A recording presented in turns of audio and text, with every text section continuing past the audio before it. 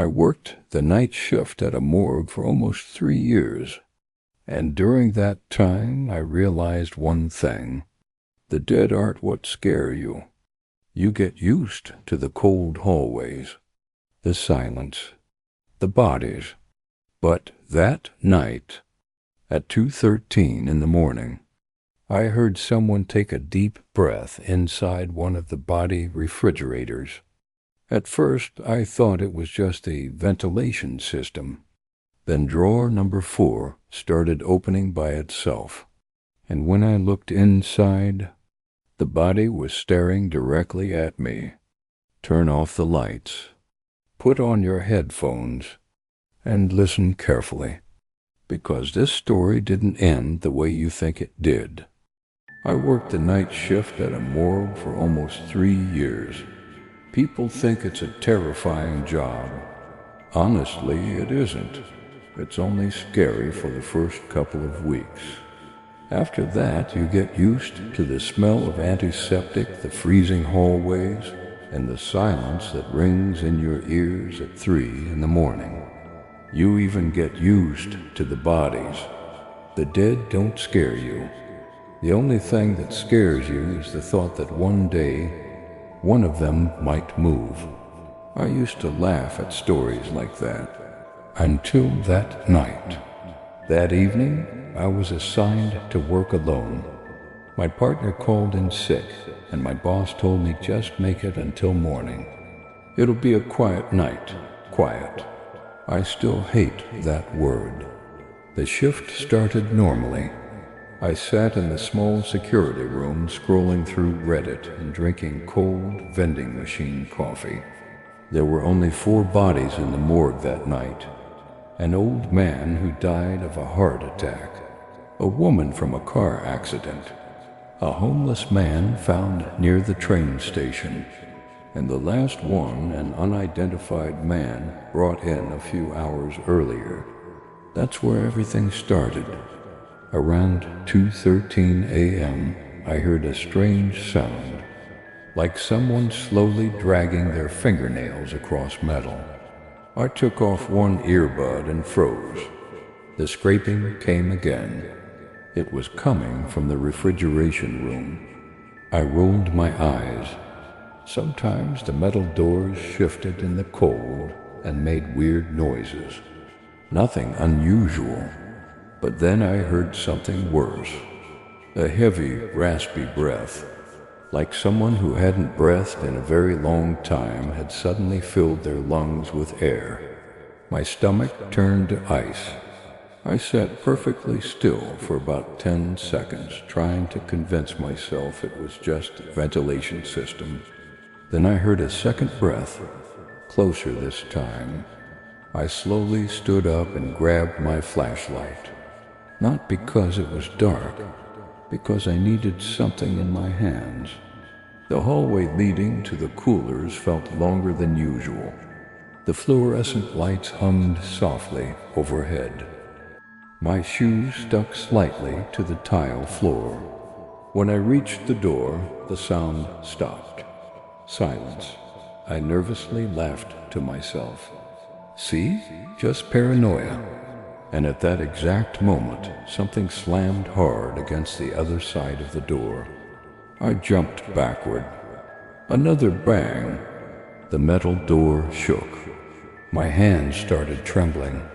I grabbed the handle and, I still don't know why, opened the door. Freezing air hit me instantly. Rows of metal compartments stood motionless, but one of them was slightly pulled open. The bottom one, number 4. I remembered exactly who had been placed there. The unidentified man.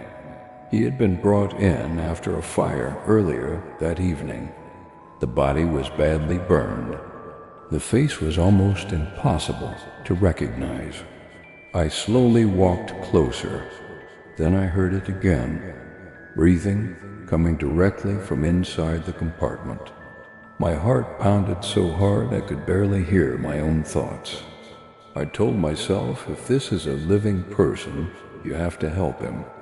But another part of me screamed, Run. I grabbed the metal handle and slowly pulled the tray out. A black body bag lay perfectly still. Silence. I exhaled shakily. Jesus, I'm losing my mind. Then the bag suddenly jerked. I screamed and fell backward. Something inside was moving. Not twitching, not spasming. It was slowly turning over inside the bag, like it was trying to sit up. I don't remember how I ended up near the door. My fingers slipped across my phone screen as I tried to call emergency services. Then I heard the zipper. Slow, very slow. I looked up. The bag was unzipped about 4 inches. Something inside was staring at me. I could only see one eye, white, cloudy. Then it spoke, hoarse, barely audible. You're not the one. My heart stopped.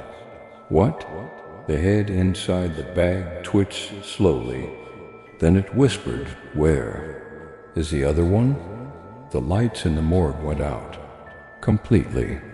I was swallowed by darkness. Only my flashlight shook in my hands. Then I heard something even worse. The other compartments started opening, one after another. Clack, clack, clack, like something inside them was slowly pulling them open. I shined my flashlight into the darkness and saw metal trays slowly sliding out by themselves. Then I heard dozens of heavy breaths, like the entire morgue had suddenly come alive. I ran. The hallway felt endless. Behind me, I heard bare feet dragging across the tile floor. They were following me, slowly, but I could hear more of them joining. I reached the security room and slammed the door shut. The lock clicked. I grabbed my phone. No signal, nothing. Then the security monitors turned on by themselves. The hallway appeared on every screen. Me, and the figures behind me. 3. No, 4. They stood motionless outside the door, burned, pale, with black empty sockets where their eyes should have been, and the man from the body bag stood in the middle of them, staring directly into the camera, directly at me. He slowly tilted his head. Then he smiled. His jaw cracked open far too wide, and every monitor suddenly burst into static. Words appeared across every screen. You were supposed to be here. Then the knocking started. Slow, heavy, boom, boom, boom, boom. I curled up in the corner and didn't move until sunrise. When the day shift finally arrived, there was nobody there. Every compartment was closed. Every body was exactly where it should have been, as if nothing had happened. My boss told me I must have fallen asleep on the job. Said I imagined the whole thing. But before I left that morning, I checked the body registry log, and I saw something that nearly made me throw up. Compartment number 4 had never contained a body. Nobody had ever been registered there, ever. But the worst part was something else. On the final page of the logbook, a page that hadn't been there before, someone had written in red marker, "We are still waiting."